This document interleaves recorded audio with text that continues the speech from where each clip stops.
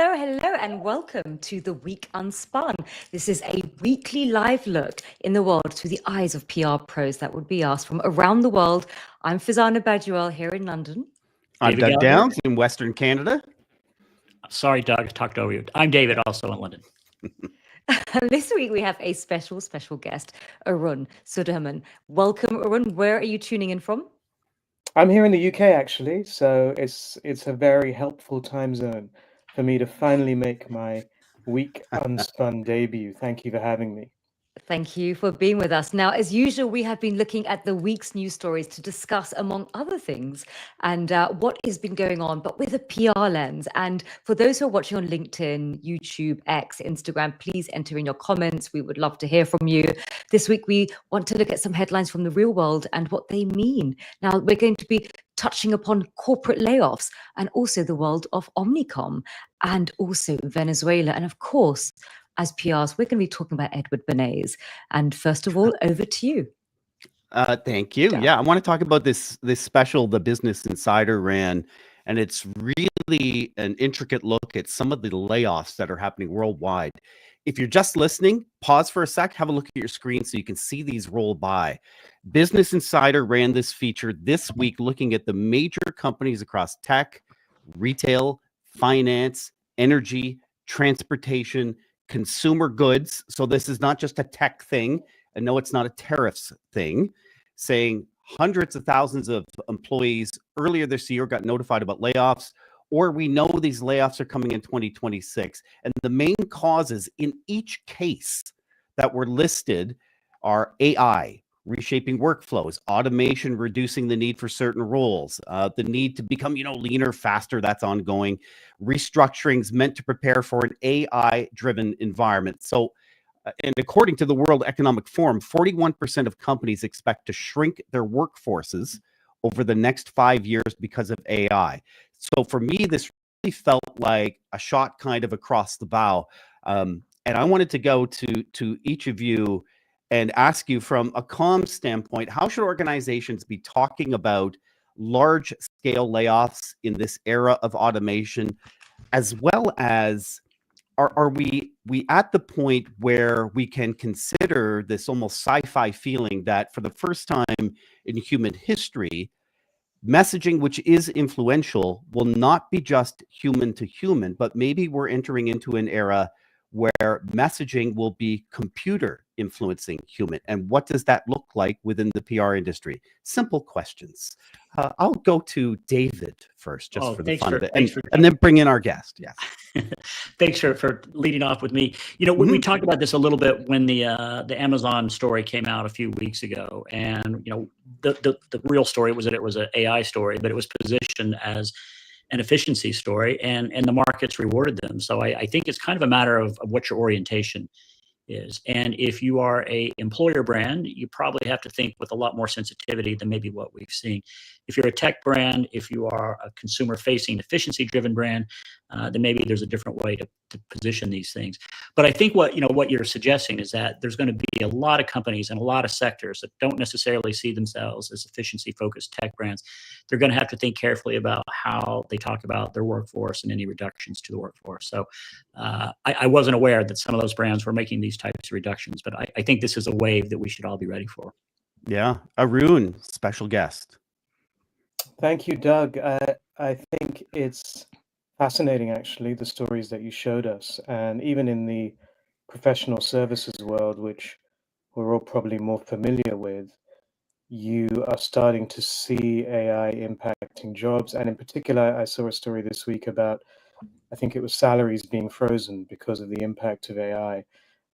I think there is a broader issue around how innovation is positioned, assuming we are comfortable classing AI within innovation. But there's been numerous research studies, including, for example, Edelman's Trust Barometer, which has found that the general public is often quite scared of the onset of these new technologies. And it's because of reasons like this, because of the job cuts that are often involved, the idea that they're being left behind by technologies and by innovations that will help companies make more money, but may not have them personally. So I think that's a challenge. We've also had this steady drumbeat of reports, whether it's World Economic Forum or elsewhere, talking about how 30% or 40% or whatever it is of jobs are going to be automated. So I think it creates a climate of fear. And I think business actually has a responsibility to demonstrate why things like AI will actually help us all, will help people, rather than necessarily just creating efficiencies that markets will reward. I like the note about trust. I trust AI when I'm using it, but when anybody else is using AI, I don't trust it. It's a little bit like speeding on the highway or the freeway. It's okay if I'm doing it because I'm a superior driver, but other people, they need to stay within the speed limit. Farzana, your thoughts on the story? I guess if you look at it from a corporate comms lens, you've got a number of different stakeholders. So if you're listed on the stock exchange, your stakeholder in terms of shareholder is probably responding quite positively.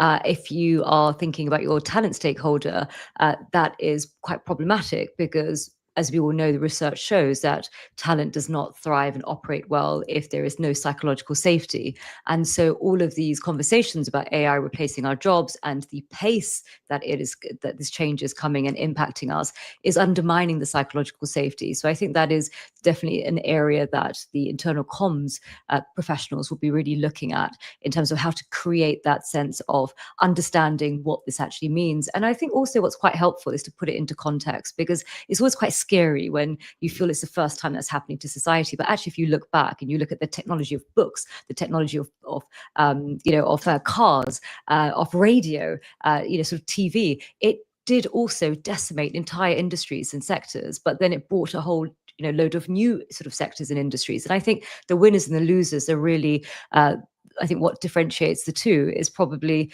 those who look at crisis the way that the Chinese have this double meaning for crisis, which is crisis and opportunity. So it's that where lies the opportunity. And I think the other thing that we can't really wrestle away from is the importance for the internal comms and the HR departments to really bring in this lifelong learning, that actually we are going to go through a lot of change, and those who lose their jobs or are predicted to lose their jobs in the next 12 to 18 months, they really need to start having that vocational training now and communicating that to them so that when the tide comes out, they're not sort of left standing. So I think big job for internal comms professionals in getting the workplace ready for these changes and to ensure that that psychological safety is still robust enough for the remaining talent in their jobs to actually maintain sort of momentum.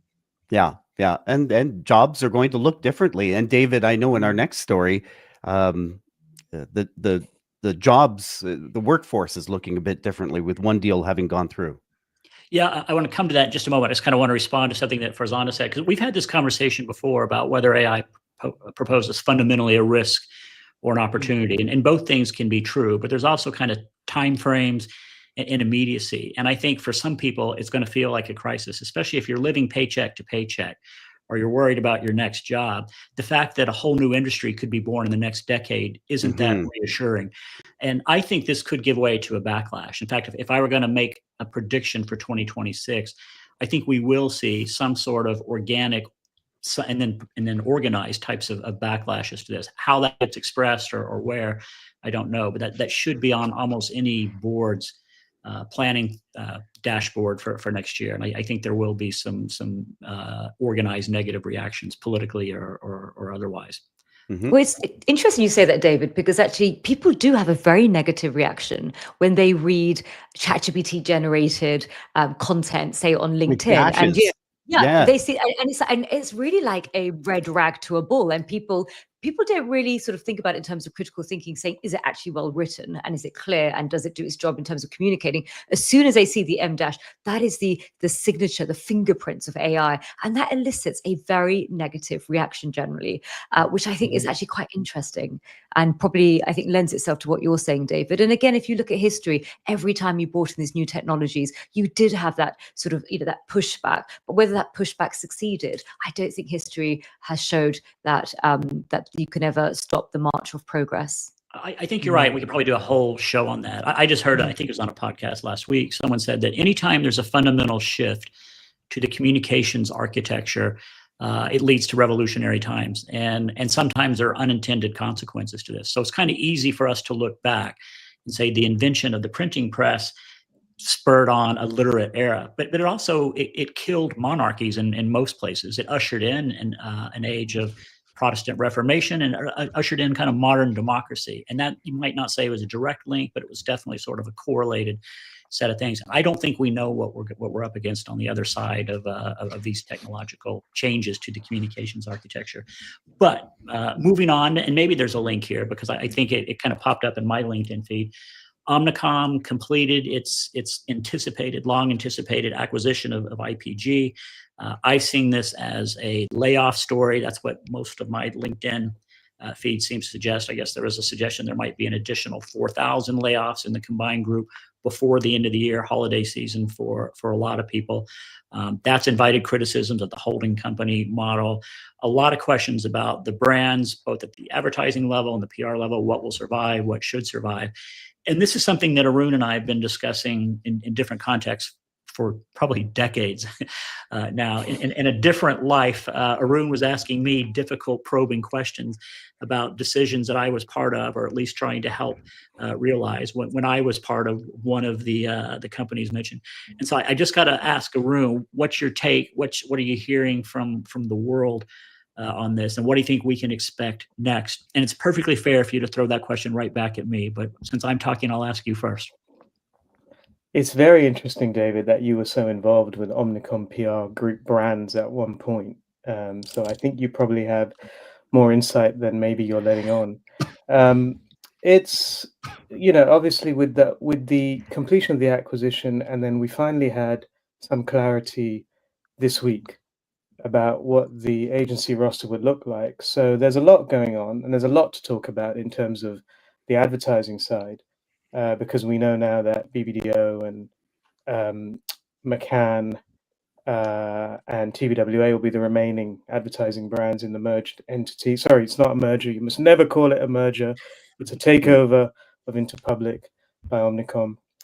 So that's useful to know. But if we're talking about the PR side, we're not really any the wiser so far, which is, I think, a little bit surprising for many people. We were expecting, including, I think, perhaps people within the bigger Omnicom group. I think everyone was expecting perhaps a little more clarity now.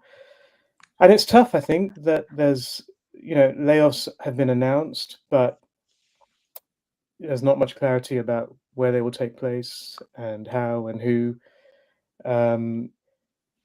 There isn't really, I think, a huge amount, from what I understand, of internal communication. I know there was a town hall at Omnicom's PR firms this week, which I think is really good because I don't think that's happened at some of the other disciplines. We've seen that Omnicom leaders have largely taken on senior positions or the top positions at the new group. But in terms of what this means, I think that's also been lacking a little bit too. Beyond the integration of Flywheel and Axiom, which are the data assets, that seems like quite a forward-thinking move, which has some kind of strategic rationale to it. Yeah. Beyond that, there hasn't really been, I feel, much attention paid to why this why this takeover makes sense, and what solution it will provide. Yeah. Well, I guess what I've heard officially, this is a data play, it's a tech play, and it puts the combined organization in a more competitive place, maybe a better bargaining space for, their real competition, which is going to be the big tech platforms. It makes them maybe attractive from a share point of view, but it hasn't made, in my mind, a compelling argument for clients yet. Nor has it made a compelling argument for talent. And back to our first story, I feel like that's kind of been by design. I mean, maybe the new entity is looking to position itself more as a tech-driven business than a talent-driven business. I'm sure I'll get a lot of criticism in my social media for saying that. I asked somebody at one of the PR companies, "What's the vibe?" I just asked this today. "What's the vibe right now?" And she said, "Well, we're in the hands of old American men. That's our fate." And I thought that was somewhat true, but honestly, that's probably always been true if you work for an Omnicom. It's probably never been more true, I think, than at Omnicom today, unfortunately. I mean, there's a lot of angles to this. I think the lack of information around the PR side. I think John Wren gave an interview last week where he said he was very happy with his PR assets and there would be less disruption there, which is certainly, doesn't sound too negative, but also doesn't sound like there's a lot of attention being paid necessarily to that part of the ledger.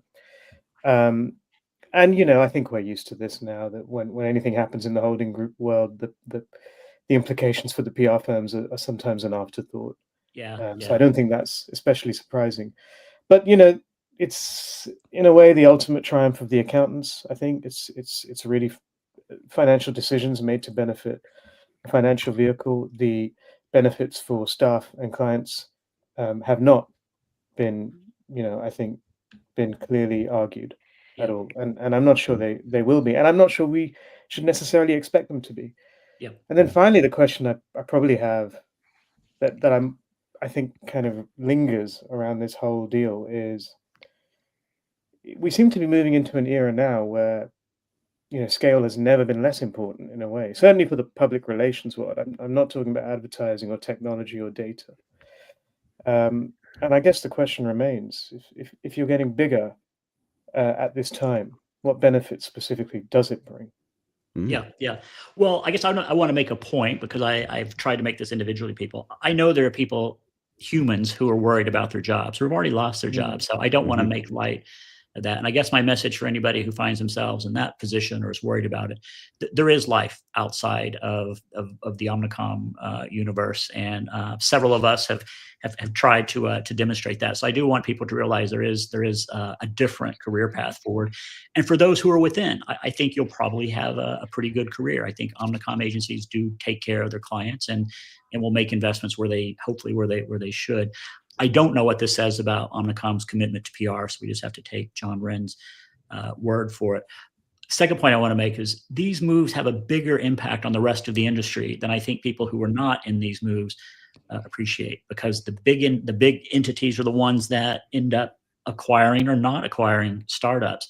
They set the rates for big enterprise level clients, and they shine a light on the markets that they think are important, and then by exclusion those that maybe aren't as important. So I do think it's the kind of thing that we need to follow, even if we're not in this business. I guess one question for you, and you and I have sparred on this, I think, before, but that's the importance of brands. And so, what, in your view, is the real value? What brand should fight to survive, and why? And if you don't want to name the brands, that's fine. But how valuable is a PR brand in this? I think they should all fight to survive. I think brands are valuable, and even if they are combined together, the new brand is valuable. And I don't think anyone really wants to work for specifically a company or a vehicle that's kind of purely optimized for financial reporting. So I really do think brands are valuable, but the problem is, if you're looking at it from a holding company perspective, you can really, I think, quite easily see why some brands will be less valuable than others, especially when they're PR brands that are perhaps not quite as big as the advertising or data or media brands that are in your stable. Public relations, I'm just not convinced necessarily of the value of scale anymore. I feel like we are entering this kind of era where almost PR proceeds via more according to hand-to-hand combat, perhaps, rather than the kind of air wars we've seen from the past. And I think in that environment, small brands are actually really valuable. And what we're seeing in the market broadly is that small and mid-sized players, and particularly those that are maybe focused on one market or 2 or 3 sectors, are outperforming the market. We're certainly not seeing that in terms of the big networks. Well, we could go on and on. Or, we've had this discussion before. I think it's hard to stand for scale without that being directly translated into efficiency, which has all the knock-on effects that we've been talking about, whether it's for headcount, whether it's for salaries, whether it's for investment. You become sort of it's a regression to the mean or a lowest common denominator play if you're trying to bank on scale. So I do think there's an opportunity for brands to stand for something, whether they're part of Omnicom or not, but something of real value. And maybe that's if there's an opportunity for any type of agency or firm to stand out, is to make sure their brands stand for something. I like Arun seems to be saying agility is the new black.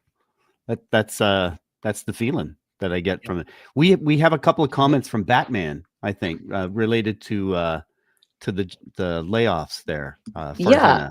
Let me bring it in. So we have Bruce Wayne. I'm taking as Batman. This is the Batman. Okay. Is it? Yeah. So obviously AI has struck a chord, and we're getting comments on the AI piece. Of course, we are all nervous on some level. Very interesting. So he says, he believes something that would help us not replace ourselves is to really, self-evaluate ourselves. And he goes on to say, actually, we need a lot as humans. We need vacations, we need sick days, we need insurance, we show up late, we're a bit grumpy sometimes. We bring poor sportsmanship to the workplace and lunch breaks. We need a lot. And AI needs very little. And that is so true. So, yes, we should evaluate ourselves and benchmark us against AI. And then, of course, these jobs, sort of stacking shelves. We need to start the job at one cost, but we stay year after year, raise after raise, and then we end up driving costs up. The more we stay in a company, the more we expect from them, and we expect it to be sort of linear. And so how do we account for ourselves? And that's perhaps some weekend homework for all of you, is for us to do some self-reflection to figure out, actually, let's self-evaluate ourselves. Let's perhaps take a critical lens upon ourselves. No, I would rather evaluate others. I don't want to evaluate. Or even better, get ChatGPT to actually self-evaluate. And you know what you could do? You could say to ChatGPT, do not give me your psychophantic response. Give me your raw opinion on my strengths, weaknesses, and what aspects of my life is going to be replaced by AI, and how can I make myself more competitive, and where are my risk areas? And remember to turn off ChatGPT's sort of psychophantic nature off. And then, trust me, have a stiff drink and then read the answer. That's a great idea, Farzana. Let's all do that. Yeah, sounds like a fun weekend ahead. Reality check, anyone? Okay, now that leads me to my story. And I don't know an awful lot about South America, because unlike in North America, it's very dominant. You have and it's because I think two reasons. One is geographical proximity. US and Canada are on the doorstep of Latin America, and also the large diasporas that you have. And here in the UK, we just don't have that level of sort of diaspora. We don't have the geographical proximity. So Latin America is, it's very, it's a different world. But what's popped up is our producer, Solomon, earlier this week said to me, you should run the story on US Venezuela. And of course we were saying, yeah, but actually I don't know much about it and what's happening. And, and obviously there's some sort of beef between the White House and this Latin American country, Venezuela. Here's Maduro. And I was trying to think, well, what's the PR lens on this? We can't just bring you stories without a PR lens. And of course, there is a PR lens. And now, if we look at the current story running, the US-Venezuela relations in 2025, it's a classic case of strategic framing and agenda setting. And, you're hearing allegations coming out about drugs and terrorism and democracy. And you're also hearing about the bogeyman, China, and also the bogeyman Russia, the othering of these other, big powers, these regional powers. And it's very much in the tradition of Edward Bernays' work with United Fruit. Now, for those who are interested in this, in the sort of slightly shady origins of PR, I would advocate that you watch a documentary on the BBC, and it's called The Century of the Self. It's actually available for free on YouTube. So if you Google BBC Century of the Self, it will come up, and it is, I think it's about 3 to 4 hours. Do have a look at it, and it unpacks actually what happened. And what's quite fascinating is what happened is that the US's relationship, or the White House relationship with Latin America, there is a playbook in place. And in the early 1950s, United Fruit hired Edward Bernays, who was the nephew of Sigmund Freud, to rehabilitate its image and undermine Guatemala's elected government when land reforms threatened its holdings. So what did Bernays do? He orchestrated a campaign, and he basically changed it from what it actually was, a commercial dispute between a corporate power and an elected government. And it actually turned it into a sort of conspiracy theory of communism taking root in Guatemala. And it wasn't the case. It was what we call in PR astroturfing. So what Edward Bernays did is he took a number of journalists, flew them out to carefully stage managed visits to round up the few communists hanging around at the time, and made it look to the journalists, because every single touch point was with a communist, that the country was about to fall to communists. And of course, you also had the othering of, the Soviet Union, and you had the same framing that you're seeing today with the US and Venezuela. And it resulted in actually normalizing and giving legitimacy to a CIA-backed coup, and as a defensive act, with United Fruit positioned as a responsible actor as opposed to a commercial spat.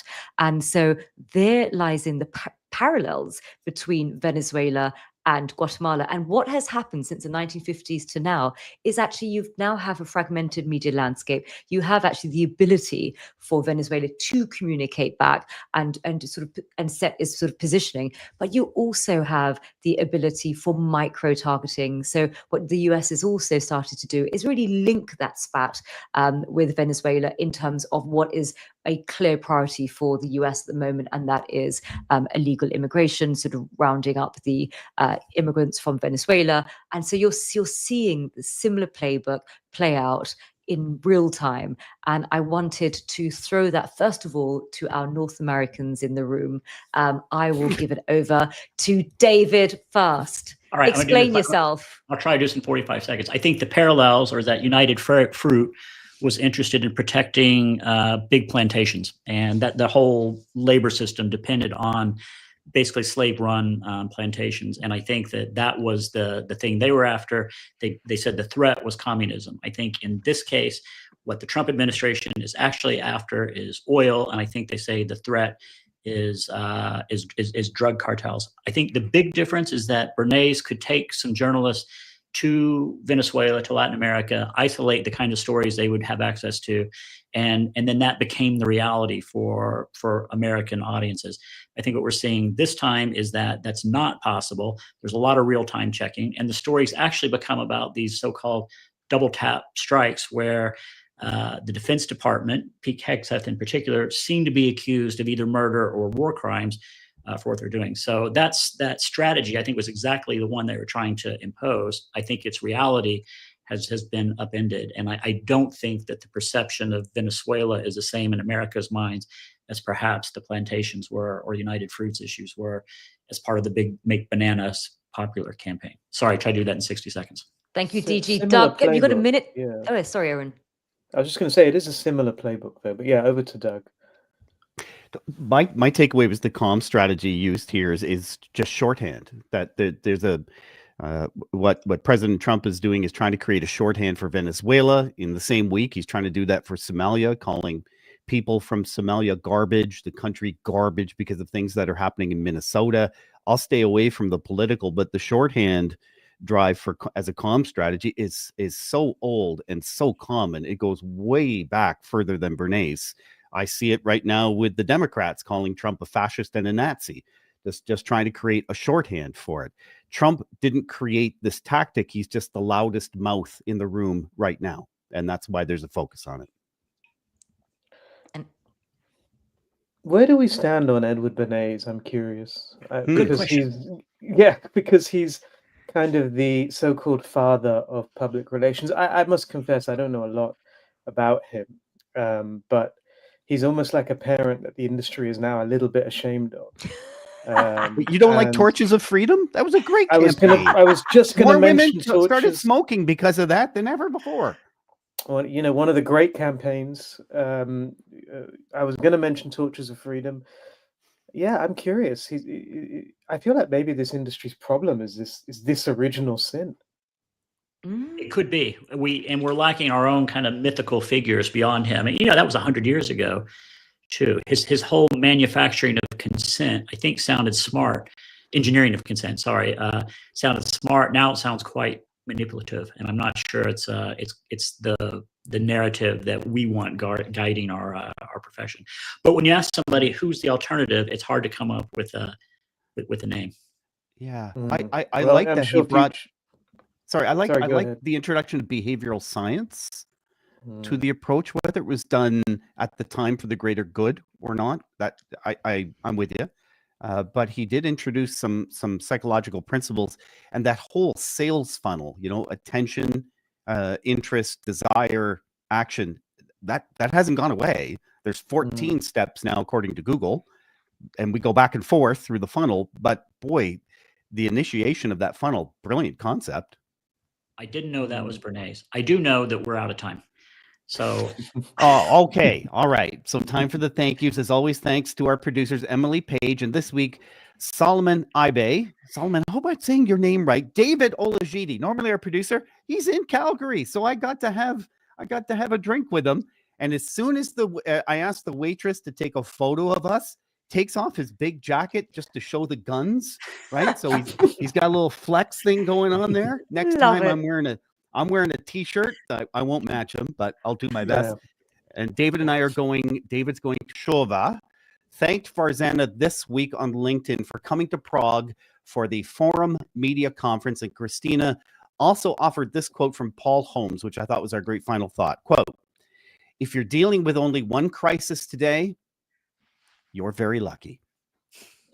Have a great weekend. thanks, everybody. Thank you.